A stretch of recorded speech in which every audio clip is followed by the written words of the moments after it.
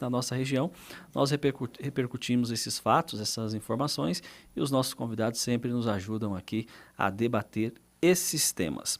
Hoje nós estamos recebendo dois convidados especiais, o Laerte Soares, ele que é presidente do PSB, Partido Socialista Brasileiro de Barueri.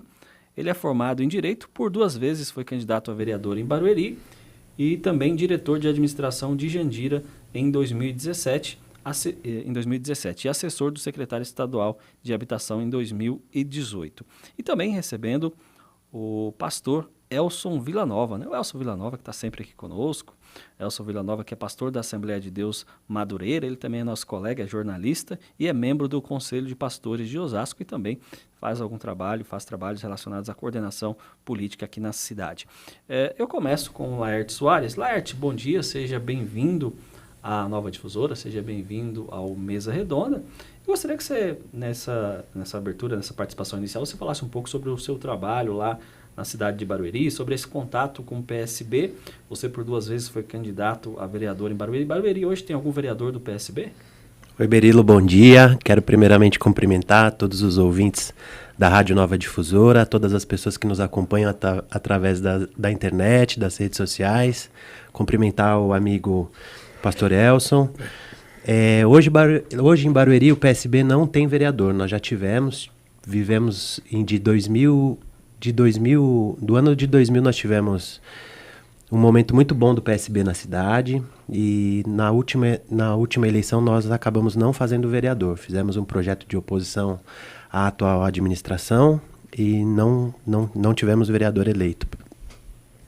No caso, o seu contato com o PSB, ele é antigo ou você faz parte daquele grupo que migrou para o PSB quando o Márcio França levou lá o Alckmin, levou outras pessoas, ou você já está bem antes desse período? Eu estou no PSB desde 2016, sou um militante político do partido, fiz parte da juventude do partido e já estou de cabelinho branco já no PSB de Barueri. Então você tem projetos futuros ali em relação, você já disputou 2 vezes, há interesse em disputar futuramente novamente vereador ou quem sabe prefeito? Tem aí esse sonho também? Olha, para nós que estamos na política, fazemos política, disputar a eleição é o momento mais esperado, né? Pretendo sim disputar outras eleições, estamos agora construindo um projeto ao lado do ex-prefeito Gil Arantes na cidade, estamos construindo política lá na cidade ao lado dos nossos companheiros do PSB. O Gil Arantes está no PSB? Não. Eu não sei te dizer qual partido o Gil está. PSD. Quero, inclusive, mandar um abraço para ele. Um abraço, Gil. É um grande prefeito que a cidade de Barueri teve. E, se Deus quiser e der tudo certo, a gente aguarda o retorno do nosso prefeito. Você trabalhou também como assessoria, foi assessor do secretário de Habitação em 2018. Isso foi na época que o Márcio França assumiu o governo do estado? Exatamente. Assim que o Márcio assumiu, eu tive essa oportunidade de poder trabalhar lá na CDHU, conhecer um pouco sobre a habitação do estado de São Paulo. Foi uma grande experiência com o secretário estadual Paulo Mateus. E dessa experiência você conseguiu fazer novos contatos, expandir um pouco o seu campo, porque você tem essa atuação em Barueri, nesse caso você teve a oportunidade de conhecer o estado todo. Ah, com certeza. O estado, fiquei até impressionado, né? Como é grande o estado de São Paulo. É um país dentro de um estado, é gigantesco. Fiz vários contatos, inclusive dei continuidade à minha militância política junto ao PSB, participei da eleição de Senado junto com o Márcio, fizemos a campanha do Haddad junto com a professora Lúcia, que foi candidata a vice-governadora do estado, junto com o Dr. Geraldo Alckmin, que foi candidato a vice-presidente da República e exitoso ao lado do presidente Lula. Então nós demos continuidade sim no PSB e foi uma grande experiência. Por conta desse contato aí com o Alckmin, com o Márcio França, não surgiu ainda nenhum convite, haja vista que o Márcio França está aqui agora, ele está sempre aqui agora por conta dele estar cuidando dessa área de portos e aeroportos. Essa semana mesmo ele estava em Santos, surgiu já algum contato, alguma conversa nesse sentido? Pode ter alguma oportunidade para você? Olha, com certeza. Eu acho que não só para mim, mas para todas as pessoas que constroem política dentro do PSB do Estado de São Paulo. O Dr. Márcio assumiu agora recentemente o Ministério dos Portos e Aeroportos e teve inclusive agora essa semana já inaugurando uma passarela lá no Porto de Santos. E ainda não tivemos nenhuma conversa nesse sentido de uma oportunidade de trabalho no governo federal, mas pode acontecer. Legal. Pastor Elcio, obrigado pela sua participação mais uma vez aqui. O senhor que está sempre antenado aí com os acontecimentos aqui especificamente da nossa cidade de Osasco. Como que está a movimentação no campo político aqui na cidade? O senhor que está aí sempre nos bastidores, como que o senhor já está vendo as movimentações? Eu outro dia comentei aqui e ontem até num outro espaço estava conversando com umas pessoas e a política já há uma efervescência em relação a 2024 aqui no município também. Como o senhor tem visto essas movimentações e acompanhado essas movimentações? Bom dia a todos, um prazer muito grande conhecer o Laércio aí. A movimentação já está bem avançada, né? A gente já vê alguns rumores aí e eu estou acompanhando um pouco de perto também, inclusive a gente tem feito alguns contatos aí, eu creio que tem algumas mudanças aí, estava dizendo para o Laércio, o quadro hoje vai ficar um pouco diferente devido à eleição de Brasília, né? Eu acho que o Osasco muda o cenário e deverá ter quadros novos acontecendo aí, inclusive o próprio PT, que já está se articulando a questão de 2024. Então eu vejo que a cidade está agitada, né? Há uma mudança muito grande, uns quadros. Existe muita fake news, né? Que fulano foi para cá, fulano foi para lá, Betano foi para lá, mas ainda tem um comando do prefeito, mas eu creio que o PT será um grande partido para a eleição de 24. Tendo em vista a votação do presidente Lula em Osasco e o próprio quadro de si. Então, eu acho que vai favorecer muito o PT em Osasco, um segundo turno, possivelmente, porque hoje está meio difícil o quadro. Se essa eleição polarizar do jeito que está, se a gente for analisar, a votação do Lula em Osasco foi muito maior do que a do Bolsonaro. Então, isso eu acho que vai favorecer o PT, eu creio que sim, mas assim, diz o ditado, muita água para passar debaixo dessa ponte, né? Mas nós estamos aí ajudando aí. Eu faço parte do Conselho de Pastores, politicamente também o Conselho tem as suas pretensões e a gente quer montar um quadro do Conselho de Pastores também para a questão de favorecer tanto o legislativo como a parte da cidade. Eu acompanhei agora nos últimos meses, né, final de novembro, até agora, os últimos dias, os primeiros dias aqui de janeiro, a movimentação em torno do nome do Emídio de Souza, né? O Emídio, ele queria ser ministro, já tinha tudo certo para ele ser ministro, ele seria ministro das cidades, ele ocuparia o cargo de ministro das cidades do governo Lula, mas aí depois, por conta de poder acomodar esse ou aquele outro apoiador, eles chegaram num consenso de que o Emídio, por enquanto, ficaria ali na retaguarda, ficaria dando um apoio de uma outra forma e que numa possível mudança, algum ministro que de repente venha ser afastado. A semana passada, quando falou-se que a ministra do Turismo tinha algumas implicações, chegaram a falar, se ela sair, eu coloco o Emídio na pasta. Então o Emídio está ali esperando, de repente, algum momento para ele Eu acho que até coisas maiores. Você falou uma coisa interessante. Se fala muito em João Paulo hoje em Osasco, mas eu acho que o Emídio é a bola da vez em todos os aspectos. Prefeito por 2 vezes, de repente também o PT quer preservar ele para a candidatura da governo do Estado de São Paulo, que é um grande nome, é secretário. Então eu acho que tem muita coisa para fazer, mas se fala muito forte. Eu recebi um bom dia do João Paulo, mas nós não conversamos. Ele possivelmente seria o candidato, ele é muito próximo do Lula, né?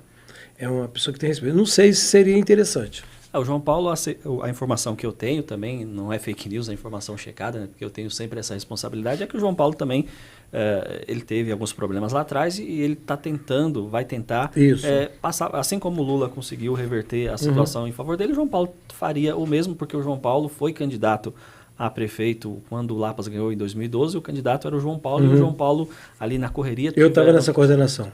Tiveram que substituir o João Paulo pelo Jorge Lapas, o Jorge Lapas ficou 4 anos pelo PT, depois o Jorge Lapas tentou a reeleição pelo partido PDT, e quando o Jorge Lapas tentou a reeleição, quem tem boa memória vai lembrar disso.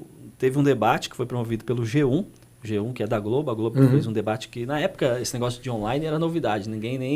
As pessoas pouco tinham opção e tinham condições de estar acompanhando. Se fosse hoje, teria uma boa audiência. Mas naquela época não teve tanta essa audiência. E o Jorge Lapas estava com o Rogério Lins e o Rogério Lins falou...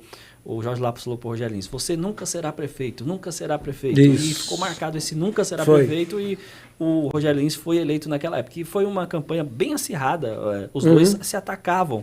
E hoje a filha do Jorge Lapas é secretária do Rogério Lins, lá atrás, na reeleição. O Jorge Lapas foi lá, conseguiu trazer o Valdir Ribeiro de volta para Osasco, o Valdir Ribeiro que era secretário. Então, assim, acabou aquela coisa e o Jorge Lapas saiu fora desse cenário. O Jorge Lapas hoje não tem condições. Se ele for candidato, ele não ganha na cidade de Osasco. Então, como o senhor colocou, haverá sim essa mudança haverá muita mudança no quadro e eu vejo como positivo essa mudança. Agora, o que eu sinto hoje falta em Osasco é da oposição. Hoje você não tem oposição na cidade. Você não tem ninguém aqui na cidade combatendo algumas coisas que acontecem que, ao meu ponto, são coisas que poderiam ter um combate, algumas situações em relação ao transporte público, em relação a outras situações. E assim também, eu acho que em Barueri também tem esses movimentos ali algumas pessoas que eram inimigos lá atrás e que hoje estão juntos. Na realidade, eu sou favorável, Laércio, todo mundo que você participe do teu mandato e tinha que mudar a política. Você não pode ser eternamente. Então, se não fica parente, amigo,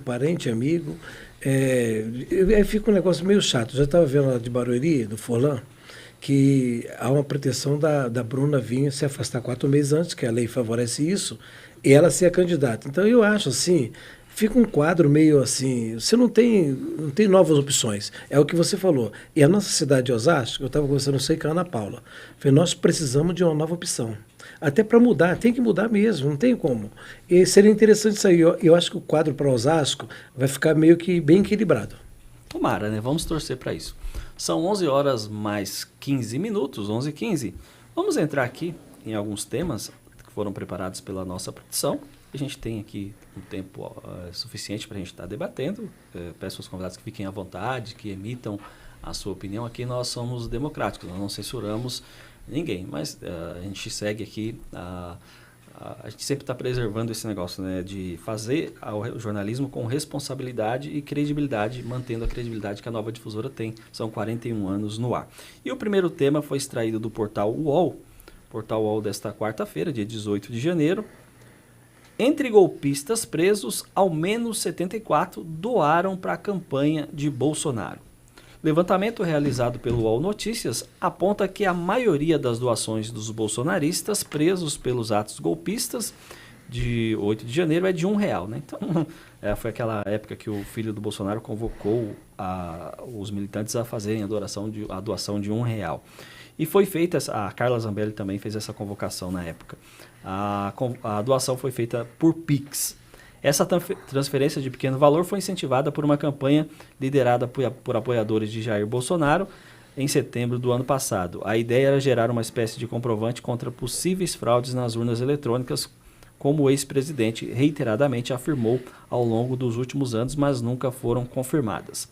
Há valores maiores, como R$22, né, alguns valores de R$22, valores simbólicos, número de Bolsonaro, né, o 22, que foi o número usado nas eleições, e uma doação de R$400. A maioria das doações foi feita entre 12 e 20 de setembro de 2022. A lista dos presos é divulgada pela Secretaria de Administração Penitenciária do Distrito Federal.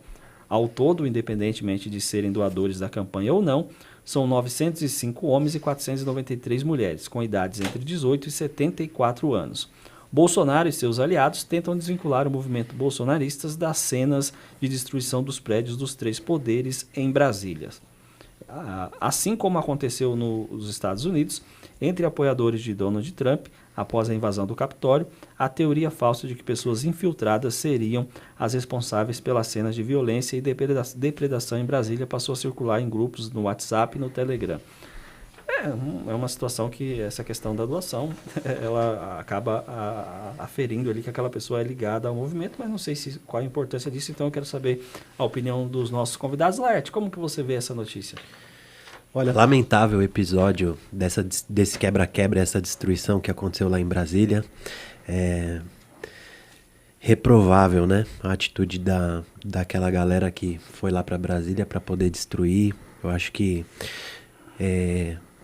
na política as coisas que nos unem são muito maiores do que as coisas que podem nos afastar.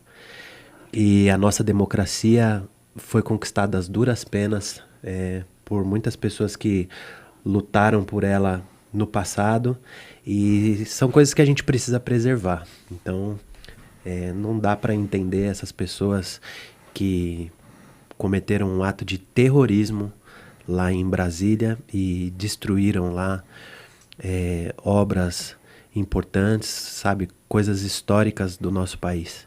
E a questão deles terem feito essa doação, o bolsonarismo está presente e é muito maior do que a gente pode imaginar. Eles são organizados, eles se mobilizam rapidamente e a gente precisa estar sempre atento com relação a isso.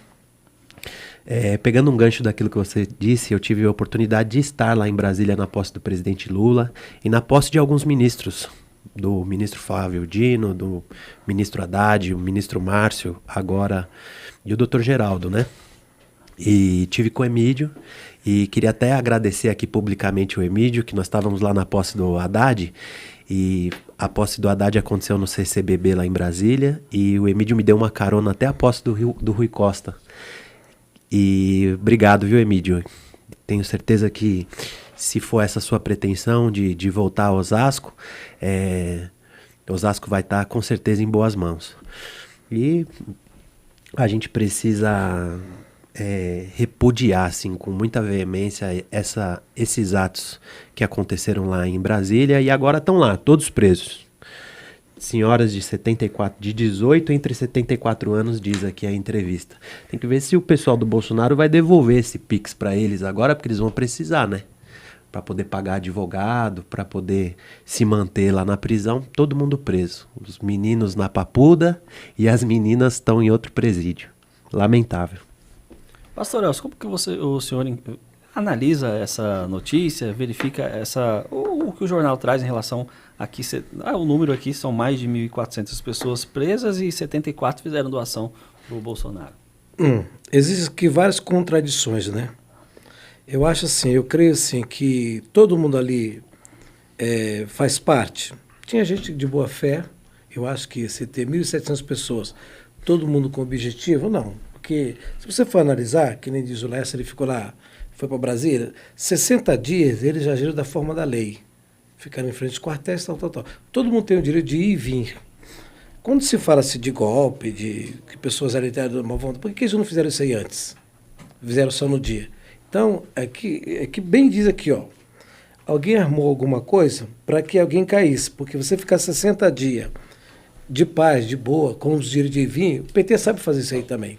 O PT sabe fazer manifestação. Aliás, o pai da greve chama-se Lula. O pai da greve não é a direita. Quem criou a greve no país foi o Lula. Então, assim, eu acho que eu sou favorável. Você fazer, você não gostar, você não... porque se você for analisar, o dia que, um exemplo aqui de Osasco, que uma vereadora nossa deu o título de cidadão para o Bolsonaro, teve um quebra-quebra na Câmara de Osasco. Eu estava lá. Então, eu acho que isso aí, gente, todo mundo tem o direito de iguais. Então, você começa eu já vi uma frase que você já ouviu, até o Léo já ouviu também, a gente não ganha o poder, a gente toma o poder. Eu ouvi isso aí. Então, essa é a própria pessoa que falou isso aí. Então, todo mundo tem. Então, esses termos que você usa, lá do ministro do Supremo, perdeu o mané. Não, você está me agredindo, você está agredindo todo mundo. Então, eu acho assim, tem certas coisas que não condiz com o que está dizendo aqui. Então, isso aqui foi um armado. Eu vou te falar porque foi armado, porque depois eu vi alguém dizer assim, ó, agora me dá o Pix. Me dá o meu Pix, que já está feito já. Então, existe muita contradição. Agora, que nem o Lécio disse, tem pessoas de 70 anos, 80 anos. Gente, vamos ver quem é quem. Vamos saber quem é que deve, quem é que não deve. Eu podia estar lá e eu não sou do mal, eu sou do bem. Então, direito se a pessoa tem de ir e vir. Agora, cara, quebra-quebra eu não concordo. Eu acho que passou do limite. Então, alguém se infiltrou, como diz aqui a pesquisa, entrou no meio, que isso é fácil de ter, todo lugar tem. Até na igreja também tem. Se você vê que tem pessoa que quer fazer o bem, tem pessoa que quer... Eu estou dizendo que eu sou pastor presidente, eu sei o que eu estou falando. Então, eu acho assim, houve aqui uma invertida de valores. Agora, eu estava dizendo para o Laércio, é claro que, infelizmente, a política ela é composta de pessoas do bem e do mal. Todo lugar tem, Osasco tem, Brasília tem, todo lugar tem.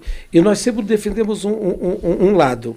Então, quando você defende um lado, hoje existe a polarização de Osasco e Barueri. Vamos falar dessas duas cidades próximas, que o Laércio é de Barueri, existe já uma questão pessoal entre Furlan e Gil. Conversei com o Gil também. Eu acho que hoje a pesquisa fosse hoje, palavra do Gil Arantes, ele é o prefeito. Isso é um procedimento normal. Existe Gil em Barueri, existe Furlan. Então, se você conversar com o pessoal do Furlan, é uma coisa. Se você conversar com o pessoal do Gil, outra coisa. Os dois foram muito amigos. Amigos íntimos, como em Osasco teve os amigos íntimos. Então, eu acho que a política ela é boa quando você sabe fazer. A política é a arte de governar. Como você que é também do meio, o Laércio do meio, eu sou pastor também. Se eu não souber governar a igreja, eu crio um mal-estar. Então, infelizmente, uma palavra aqui, dizendo, o Bolsonaro perdeu para ele mesmo. Porque você com o poder, que nem eu estou falando aqui do Jorge Lapa. O Jorge Lapa perdeu para ele mesmo, eu estava na coordenação. Sabe onde é que é hoje, que é a Caixa Econômica Federal? Foi ali que houve a problemática que o João Paulo queria ser candidato, nós estávamos naquele galpão ali, eu estava lá presente. Então, assim, existem os grupos aí. Então, mas é muito legal, é saudável você discutir, que nem nós estamos fazendo aqui.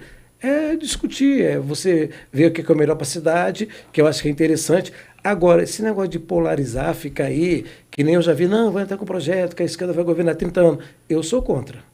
Eu acho que nunca pode ter isso, não pode ter capitalismo, não pode ter só você que vai fazer. Não, vamos sentar e escolher um projeto. Eu acho que Osasco hoje precisa de uma nova opção da nossa cidade. Concordo.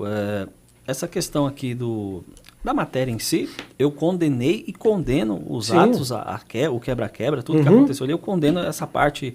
Enquanto eles estavam lá na porta dos quartéis, eu não fiz nenhuma objeção. No Brasil inteiro, inclusive, não é só Brasília. Sim, não fiz nenhuma objeção, eu não questionei essa coisa, porque, no meu ponto de vista, era um direito que lhes era conferido. Agora, a questão aqui do 74 ter feito a doação também é uma questão, pode, por algum motivo, comprovar que eles têm alguma ligação com o Bolsonaro, que é natural, mas o que eu não gosto, e falando isso aqui, tenho feito essa ressalva aqui, é que alguns veículos de comunicação têm buscado algumas matérias que não levam a nada, algumas matérias que levam a ódio, que levam a confusão. E o meu papel aqui, como profissional da comunicação, como jornalista, é esclarecer e não confundir. Então, eu vejo que tem muita notícia que confunde. Por que prender? Põe para pagar. Pega o CPF da pessoa, você vai pagar. Eu sou favorável a pessoa doer. É que nem multa de carro. Quando a gente toma uma multa de carro, o que dói em você? Quando a multa chega. Sim. Agora, qual é a punição de você? Além de você ser punido com vai perder um ponto na carteira. Você perde ponto na carteira. Então, sei lá, pega o documento de todo mundo, que nem aqui tem pessoas de idade. Eu acho que a intenção não era essa. A informação é que alguns desses daí já foram, alguns de idade já foram sentenciados. Aquele rapaz que derrubou inclusive lá o relógio, que era de 12 mil, não sei. Gente, isso é um ato de selvageria. Pega aquele elemento... Mas ele pagar. Exatamente. Mas vai trabalhar aqui na faxina. Haverá muita... Pagar como? Se o relógio, quem deu foi o Dom João VI. Mas você mais de com... 200 anos. Não, mas você pode pagar...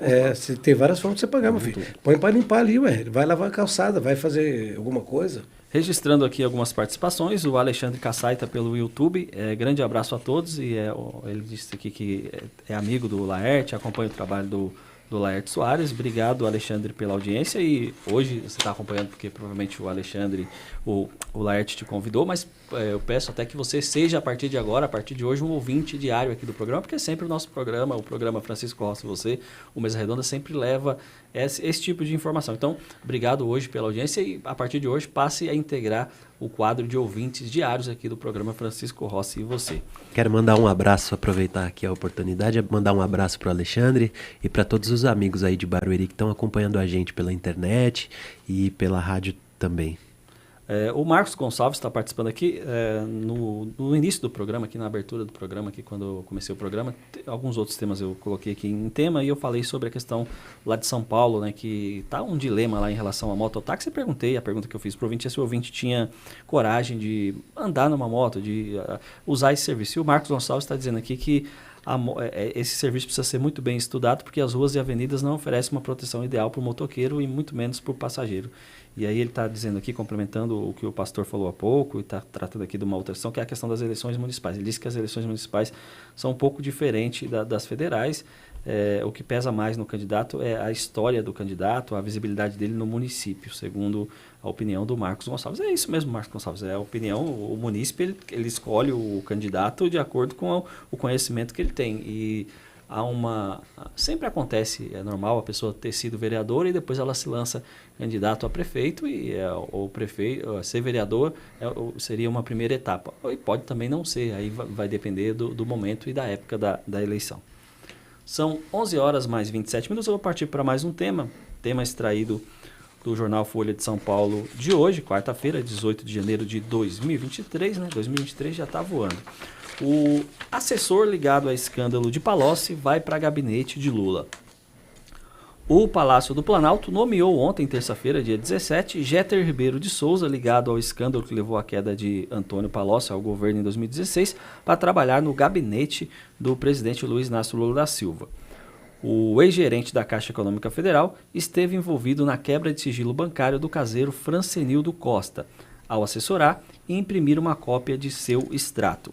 Sua nomeação foi publicada no Diário Oficial da União de terça-feira e assinada pelo ministro da Casa Civil, Rui Costa.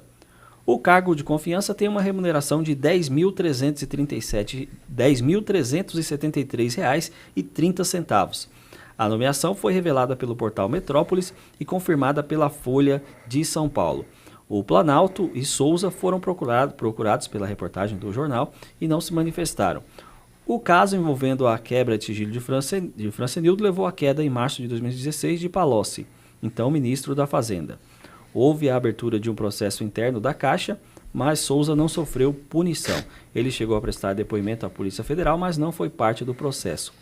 A Comissão de Ética do banco avaliou que tanto o então gerente quanto os funcionários estavam atendendo determinação de superior hierárquico e não infringiram normas da Caixa. Pastor, como que o senhor vê Pastor Elcio, como que o senhor vê essa questão de um assessor que foi envolvido num escândalo lá atrás ser nomeado para um cargo no gabinete do presidente? Então, eu vejo assim, eu acho que são valores invertidos, né? Porque eu creio que o Palocci foi um grande alinhado do Lula e depois se tornou-se um grande acusador e dessa forma alguém se beneficia com isso. Eu acho que é um baita de um salário, muda a vida de qualquer ser humano, um salário desse 10.300, mas é composição, a gente sabe disso, o Laércio mexe com política também. Alguns acordos que são feitos lá atrás, ele tem que ser cumprido, né? Infelizmente na política existe isso. Você faz alguns acordos, você tem que beneficiar alguém, e eu acompanho um pouco assim a história de São Paulo, do Brasil, e vejo que depois você tem que cumprir. Tem que cumprir. E para cumprir, você tem que engolir algumas coisas. Então, é por essa razão que às vezes a política chega num estágio que, se você for honesto, de repente você não tem valor. A gente percebe, eu vejo pela política de Osasco, alguns acordos que não são feitos, o prefeito não faz, eu mesmo fui chamado para um acordo e não foi cumprido. Então, está dizendo até pular isso aí. Às vezes a gente fica chateado com a forma, como que é conduzida a política. Isso aqui praticamente é um acordo que foi feito, que alguém tem que cumprir e não importa o estrago que vai fazer. Então, a política tem esse lado de você ter que fazer, tem a questão partidária. Eu fui candidato a vereador em Osasco, tive quase 1.000 votos aqui, no tempo do Emídio. Então, assim, a gente fica vendo a questão da qualificação das pessoas. Eu acho que a política não pode ser valorizada por uma simples pessoa, tem que ter um crivo para isso. Como é que você vai ser candidato? Você tem que ter, porque qualquer coisa que você faz hoje na vida pública, você tem que ter qualidade. Você não consegue fazer nada se você não tiver uma aprovação. Para que existe os documentos? Para provar para você. Você já passou por lá? Você já teve a sua chance? Eu acho que tem que ser oportunidade novas. Laerte, qual a sua leitura em relação a essa notícia?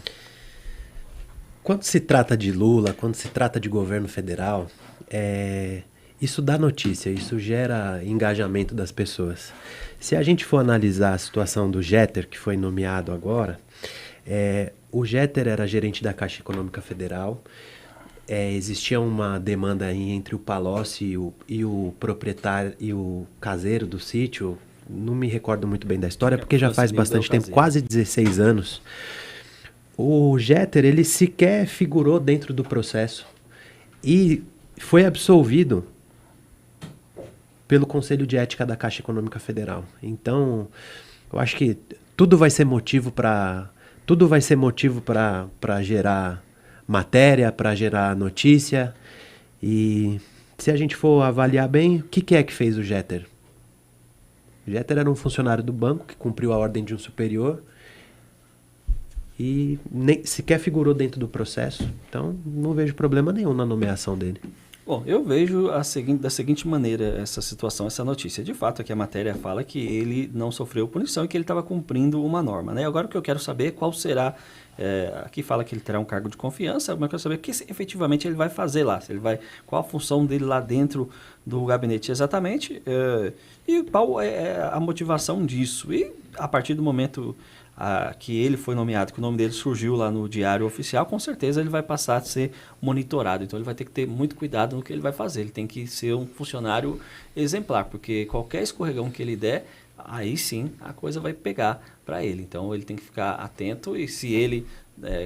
aquela máxima, né, e é verdadeira, quem não deve não teme, então ele que assuma o cargo e que faça um trabalho de acordo com o que ele foi contratado, o que reza ali a minuta do contrato dele, a convocação, o cargo de comissão que ele vai exercer.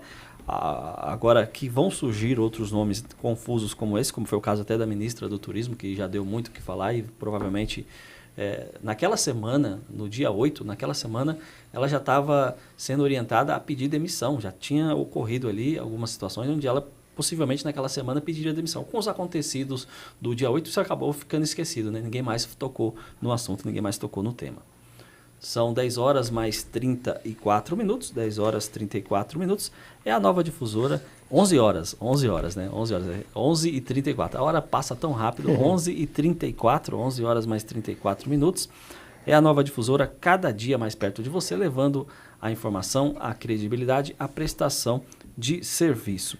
Tem um outro tema, né? Esse tema envolve o Zema, né? O Romeu Zema, que está sendo cotado aí, inclusive, para futuramente disputar a presidência da República. Já se fala aí que o Zema pode vir na próxima eleição, de repente, Zema e Ratinho Júnior, Zema presidente, Ratinho Júnior vice, ou vice-versa, né? O Ratinho Júnior presidente com o Zema vice, pode ser uma aliança futura em 2026. Tem também a questão do Zema, da forma que ele tem governado Minas Gerais, né? Teve uma questão agora no final do ano, dia 22 de dezembro, que foi a privatização, né? O leilão da CBTU, o transporte lá ferroviário, que foi passado para a iniciativa privada, e o Zema trabalhou muito para que isso acontecesse. Houve um risco de o governo federal, a gestão que assumiu o 1º de janeiro, revogar isso, mas o que acabou não acontecendo e fortaleceu o Zema. O Zema até, nos bastidores, tem até um receio de repente, por represália o que ele tem falado, sofra alguma sanção nesse sentido de cancelarem lá esse leilão. Mas vamos à matéria, é um tema extraído do jornal Estado de São Paulo, o Estadão desta quarta-feira. Fala de Zema sobre vista grossa de governo gera reação de petistas. O governador de Minas Gerais, Romeu Zema, ele que é do Partido Novo, reforçou seu movimento de oposição ao governo de Luiz Inácio Lula da Silva, ao sugerir que a gestão petista fez vista grossa durante os ataques às sedes dos 3 poderes no último dia 8. Para posar de vítima, né, segundo o Zema, a declaração gerou um embate com petistas que ontem acionaram o Superior Tribunal de Justiça, STJ, cobrando explicações do governador. A frase de Zema foi dita em uma entrevista à Rádio Gaúcha. Ele condenou a invasão e a depredação do Congresso e do Palácio do Planalto e do Supremo Tribunal Federal, mas criticou a conduta do governo federal. E ontem, os deputados Reginaldo Lopes, do PT de Minas Gerais, atual líder na Câmara, e Zeca Dirceu, do PT do Paraná, que assumirá o posto na próxima legislatura em 1º de fevereiro, ingressaram com uma ação contra Zema no STJ. Os parlamentares petistas pedem que o governador esclareça em um prazo de 48 horas as declarações. Procurado, o governador não quis comentar. Na semana passada, Zema decidiu de última hora comparecer à reunião de chefes do executivo com Lula, né, dos governadores com Lula lá em Brasília. No encontro, evitou imagens com o presidente antecipando aí um posicionamento que pretende reforçar seu segundo mandato à frente do Estado, de ser aí opositor do Lula e opositor do PT. A frase do Zema foi essa, né, de que o governo fez vista grossa. Como que você vê essa notícia, Laerte? Romeu Zema teve lá na reunião ao lado dos demais governadores e ele poderia ter falado isso na reunião, e na reunião ele não disse nada. Eu acho que agora ele quer vestir essa roupa do bolsonarismo e imagino quantos mineiros devem estar envergonhados, né? Porque Minas é a terra de Tiradentes, Tancredo Neves, berço da democracia do país, e ver o governador de modo vil se aliando ao terror. Porque o que aconteceu lá em Brasília, aquele quebra-quebra, foram atos assim de terrorismo. Tanto é que as pessoas que cometeram aqueles atos estão presos, vão ter que pagar pelas coisas que fizeram. E agora o Romeu Zema quer vestir essa roupa de bolsonarista justamente por isso. Porque quer fazer uma escalada política, né? Quer sair, quer se credenciar para poder disputar a próxima eleição. Devia estar preocupado em defender a democracia. Pastor Elcio, como que o senhor vê essa questão? E o Zema hoje? O senhor tem essa percepção de que o Zema poderá ser lá na frente um candidato à presidência? Ele tem bagagem para isso? Eu já voto nele. Vou te falar por quê. Eu acho assim, um cara que foi eleito no segundo mandato, no primeiro turno, tudo bem, tem uns pró, tem uns contra, e o segundo maior colégio eleitoral do país, que é Minas Gerais, ele está se preparando. Vinha governador para ele, não pode mais. Já é 2 mandatos de governador. Então todo mundo tem o direito.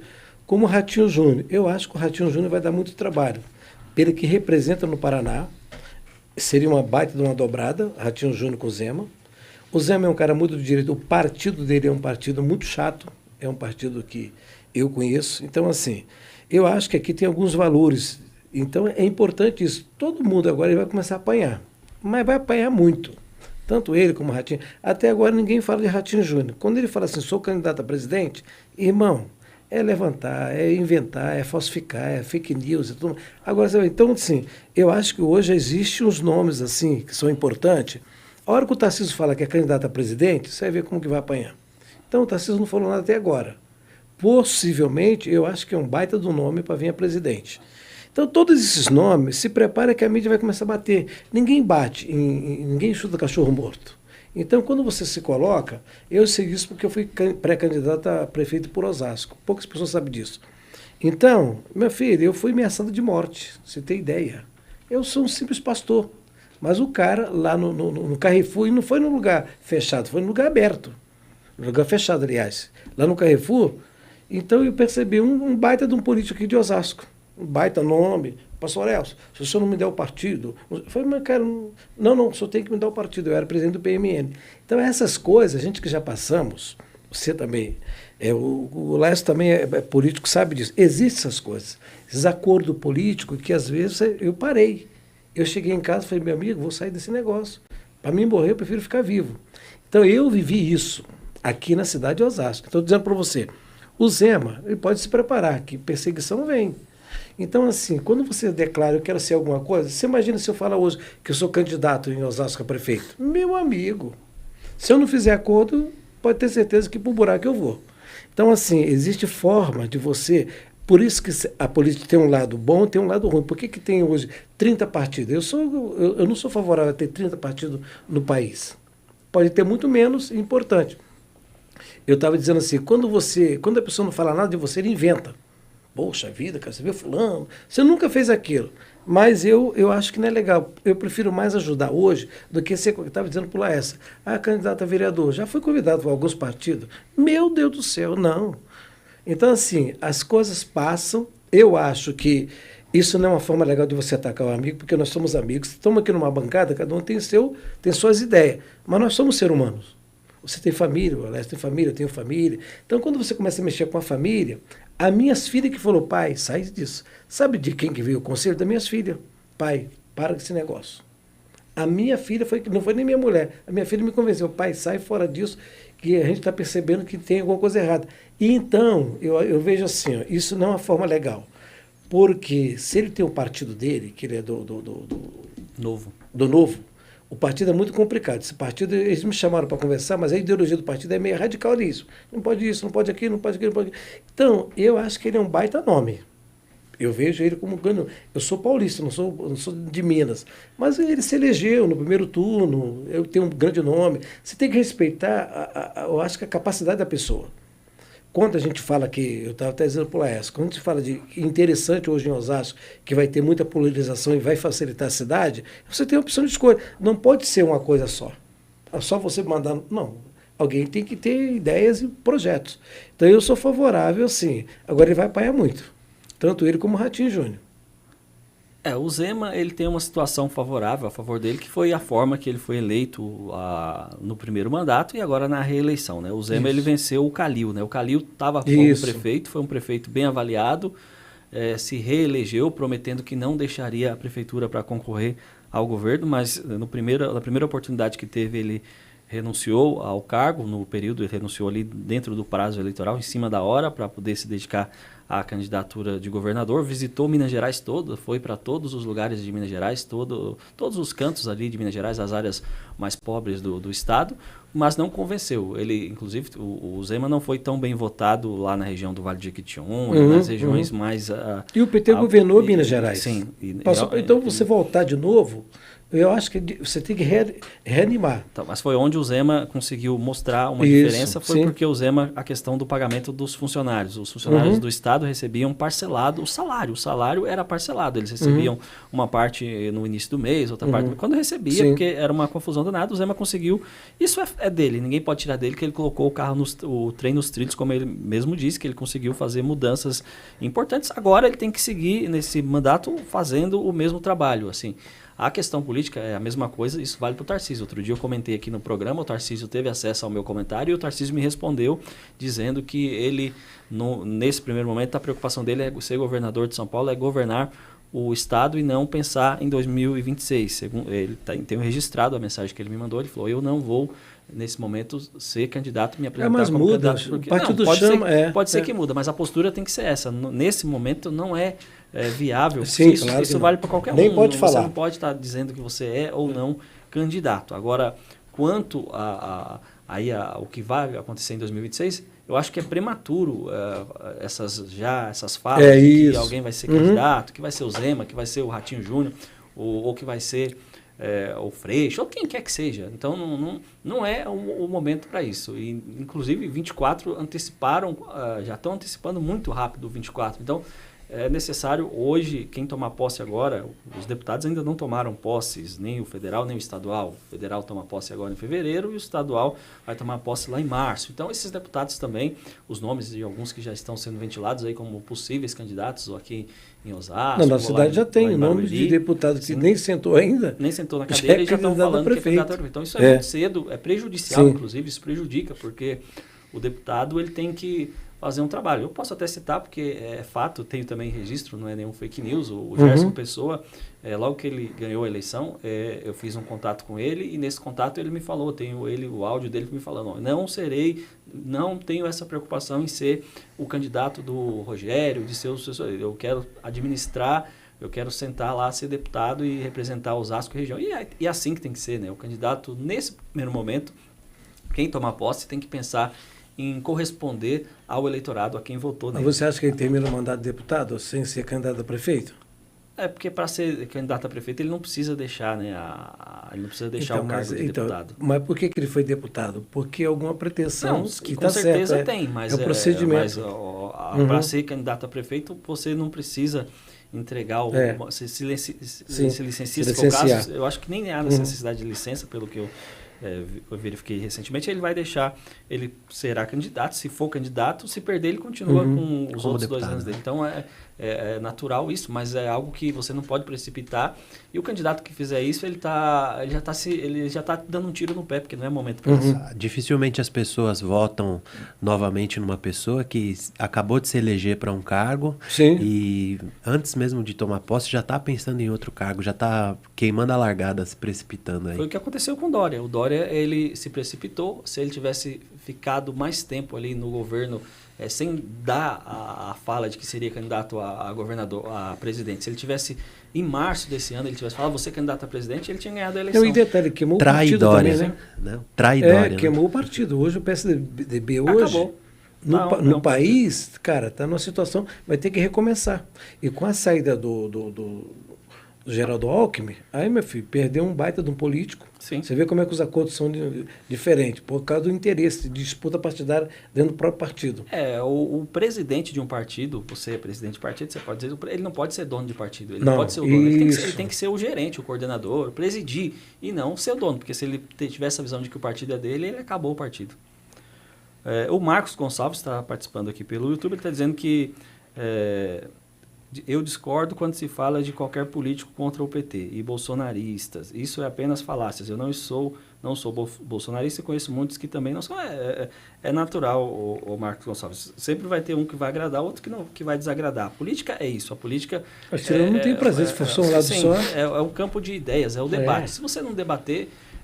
eu não votei no Lula, falei isso aqui abertamente, não preciso mudar a minha opinião, dizer agora que votei. Não votei no Lula, eu votei em outro candidato, mas hoje eu entendo que ele é o presidente, eu não posso vir aqui e dizer que vai ser um péssimo governo, que ele vai acabar com o país. Eu tenho que torcer pelo país, porque eu moro no Brasil. A partir do momento que eu não sou daqueles que falaram que iam mudar do Brasil, que iam abandonar o Brasil e não vão ter como fazer isso. Então, a gente tem que torcer pelo país, tem que torcer pelo governo e abençoar o governo, né? Não tem que estar aqui amaldiçoando, porque se eu amaldiçoar o governo, eu estou amaldiçoando a mim mesmo.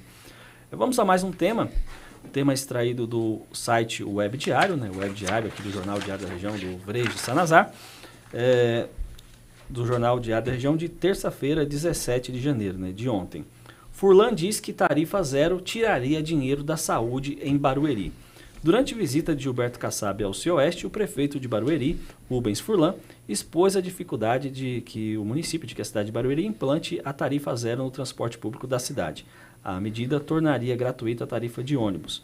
Para subsidiar essa tarifa, segundo o Furlan, seria algo muito difícil, que iria impactar no transporte. Tem um vídeo aí, Evandro, sobre essa matéria? Solta para a gente aí o vídeo. Essas questões de tarifa, eu não sou o cara de fazer, nunca fui prefeito de fazer política com tarifa de ônibus, principalmente porque a população quer um transporte de qualidade. E para subsidiar uma tarifa zero, tem que ter dinheiro de algum lugar. Barueri, por exemplo, tiraria da saúde, por exemplo. São Paulo sai de 5, 6 bilhões para 15 bilhões. E de onde vai sair esse dinheiro? Não vai ter dinheiro nem para arrumar um ponto de ônibus. É a minha opinião. Não vai ter dinheiro de para recapear as linhas de ônibus. Vai ser um transporte muito ruim por falta de dinheiro. Segundo o prefeito Rubens Furlan, não é viável essa questão, né? Essa falta de dinheiro. O Furlan também apontou, né, que a tarifa zero, ele não vai usar a tarifa zero para estar promovendo a imagem dele de uma forma política. Ele disse lá também durante a fala que nunca foi prefeito de fazer política com tarifa de ônibus, principalmente porque a população quer um transporte de qualidade. Ele ainda disse que a cidade tem outras necessidades. A declaração foi feita ao lado do Josué Ramos, que é o presidente do Cioeste, e do prefeito. Ele é prefeito lá de Vargem Grande, né? O Josué Ramos é presidente do Cioeste, prefeito de Vargem Grande e é idealizador do Tarifa Zero na região, né? Vargem Grande foi a primeira cidade aqui a implantar o Tarifa Zero. A isenção da passagem de ônibus para todos os usuários já completou 3 anos lá em Vargem Grande, inclusive agora, recentemente, Embu das Artes também está trabalhando nessa questão, né? Aprovou ali na Câmara, já tem um piloto ali, algumas linhas já estão com Tarifa Zero, mas ainda não está 100% na cidade de Embu das Artes. Então, o Josué Ramos sempre falou dessa tarifa zero, da gratuidade do transporte lá, o que aumentou até o consumo local, né? Aumentou o consumo porque as pessoas deixaram de pagar o transporte, mas estão investindo em outra coisa. Em novembro do ano passado, o Ricardo Nunes, que é prefeito de São Paulo, convidou o Josué Ramos para apresentar para ele o detalhe desse projeto, e o Ricardo Nunes está estudando implantar o Tarifa Zero lá na cidade de São Paulo. Laerte, como que você vê o Tarifa Zero? O Furlan disse que não é viável. Como que você analisa esse projeto do Tarifa Zero? Onde está a câmera aqui? Deixa eu mandar um recado para o prefeito Furlan. Prefeito, a Constituição Federal diz que a saúde é um direito de todos e um dever do Estado. E existe um mínimo constitucional para repasse daquilo que a cidade arrecada para a saúde, que é de 15%. Os municípios devem repassar para a saúde, 15% do total de tudo que arrecada. Não é uma questão de a gente de fazer política ou de se autopromover em cima do tarifa zero. Agora, em dezembro, o senhor aumentou a tarifa para R$ 5,30. Isso onera o bolso do trabalhador. E sem contar que a gente precisa também levar em consideração que o transporte público da cidade de Barueri não é nada bom. Não é nada bom. As pessoas vão trabalhar, vão e voltam do trabalho como se estivesse dentro de uma lata de sardinha. E a demora no intervalo dos ônibus faz com que as pessoas percam muito tempo no seu dia a dia. A gente precisa levar em consideração que a matéria-prima de quem faz política é promover o bem-estar social. E não custava nada para a cidade de Barueri, que é um ponto fora da curva em toda a região oeste com relação à arrecadação, não custava nada a cidade de Barueri fazer um aporte um pouco maior para poder levar para as pessoas de Barueri um pouco desse bem-estar social que quem faz política precisa promover.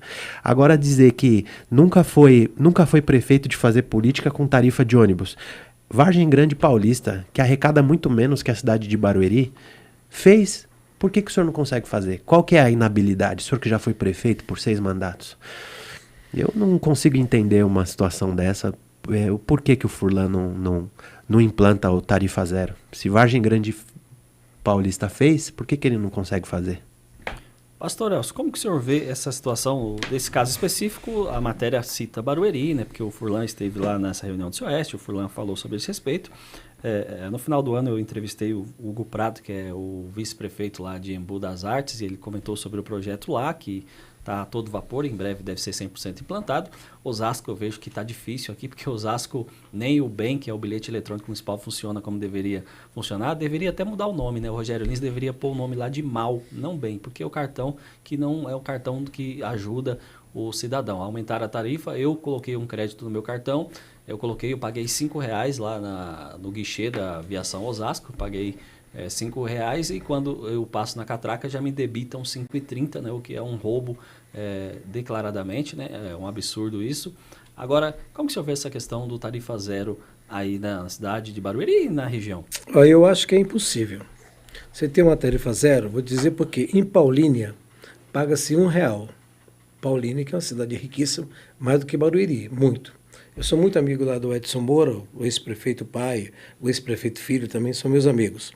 Então, você tem uma tarifa de R$1, você tem que ter um jogo de cintura muito violento, por quê? Justamente nós estamos aqui com Vargem Grande Paulista, que é uma cidade pequenininha, e isso se chama atenção porque alguém tem interesse. O filho do prefeito de Vargem Grande Paulista não se elegeu deputado federal. Era deputado federal, dobrando aqui, inclusive com o próprio Gerson Pessoa. Então, às vezes, você tem sempre um motivo para você criar uma situação, que nem eu vi a campanha para governador do prefeito de Santana de Parnaíba. Não, porque eu vou fazer, eu vou acontecer. Irmão, não dá para você fazer. Você cria uma situação para você se promover naquilo, que eu acho que isso aqui é uma promoção. É impossível. O Lécio colocou uma coisa que é bem importante. A tarifa agora acabou de subir para 5,30 em Osasco, não sei onde. Por que não bloquearam esse aumento? Se você quer fazer alguma coisa assim, é difícil. Eu acho que 2,50 hoje já não faz. Qual é a passagem que vai passar para 2,50? Então, e outra, não depende do prefeito. A votação é que nem em Osasco aqui.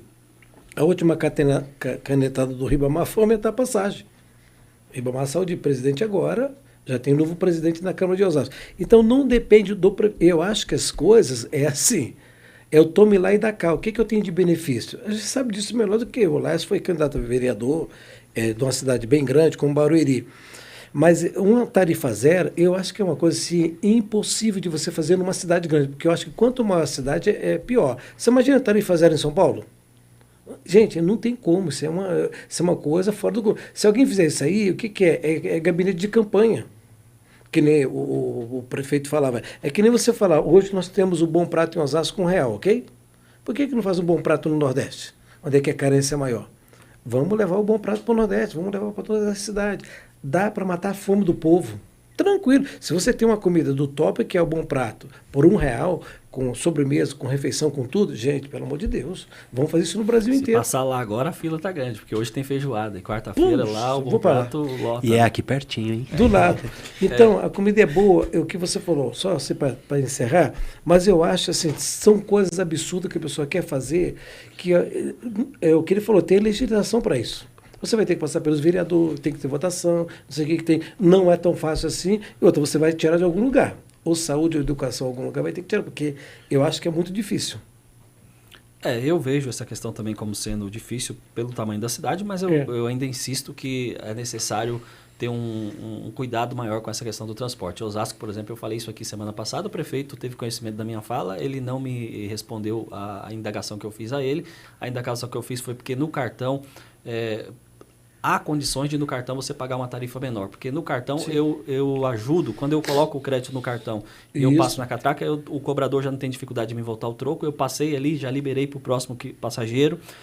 No cartão, a partir do momento que eu coloco o crédito antecipado, eu estou ajudando o transporte de um modo geral. Há um projeto aí que futuramente, possivelmente, vai acontecer, é difícil você evitar isso.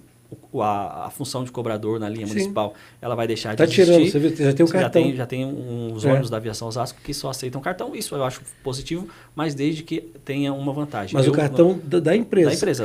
Viu, Lázaro? Você não pode pagar um cartão de crédito nem com cheque. Isso amanhã ou depois também vai mudar. Mas é necessário você ter situações criativas que beneficiem o usuário, que beneficiem quem realmente usa o transporte. Não dá para funcionar isso assim. Não estou falando de Barueri, não, porque Barueri tem também algumas políticas públicas que funcionam, mas essa questão do transporte é um problema que não é Barueri, não é Osasco, é regional e as prefeituras têm que se conversar, têm que criar de repente um cartão único aí que atenda os municípios. Não esse negócio, eu posso ter pega aquele cartão, o top hoje, que o bom virou top, põe esse top em tudo quanto é lugar, um único cartão atendendo todos os transportes, porque o dinheiro ele cai numa caixa, ele cai numa conta e ele é de repartido. Então você tem como melhorar o transporte, independente de ser o tarifa zero, porque hoje se eu sair da minha casa e pegar um ônibus para Lapa, eu pago 5,20. Se eu pegar um ônibus para vir para o centro de Osasco, eu pago 5,30 e é a maior tarifa por quilômetro rodado. Isso é um absurdo. Desculpa interromper. A criação do CIOeste foi justamente para isso, para poder juntar as cidades da região oeste para que pudesse, para que houvesse a possibilidade de baratear certos serviços que são prestados à população. Barueri arrecada quase 5 bilhões de reais. Nós estamos lá agora, nós tínhamos 200 e pouco, agora nós estamos com 350 mil habitantes, que eu vi uma última matéria. Não faz sentido você aumentar a passagem para 5,30. Tipo assim, sou contra também. Por que para onde vai todo esse dinheiro? Tipo assim, a gente percebe lá que a cidade faz muitas obras, dizer que vai precisar cortar o dinheiro da saúde para poder oferecer para a população um transporte mais barato, de um pouco mais de qualidade, é difícil aceitar isso do prefeito. Bom, chegamos aos momentos finais da nossa participação. Pastor Elcio, 1 minuto para suas considerações finais. Meu amigo, parabéns pelo programa. Realmente a Difusora é a única emissora que aqui na nossa região, né, que faz um trabalho brilhante. Há tantos anos, que nem você falou, Francisco Rossi é quase 40 anos aqui com a emissora, sempre trabalhando e dando boas notícias para a nossa população, que isso que interessa. É bom o debate porque ele constrói. Eu acho que é muito legal você poder discutir o que é a cidade, a região, e o Laércio, que é uma cidade rica, né? Não é que nem Osasco, né? Mora numa cidade milionária, pô. Então, parabéns a todos, Laércio, foi bom debater com você. Um abraço a todos, estamos à disposição. Prazer mais uma vez, obrigado pelo convite. Obrigado, pastor. Elson, Laerte, 1 minuto para suas considerações finais. Berilo, queria te agradecer pelo convite mais uma vez, agradecer ao pastor Elson, agradecer mais uma vez a todas as pessoas que nos acompanharam aqui durante esse programa, agradecer a toda a equipe, a todas as pessoas da Rádio Nova Difusora e mandar um abraço aí caloroso para os amigos de Barueri e para todas as pessoas aqui de Osasco. Mais uma vez, obrigado pela oportunidade.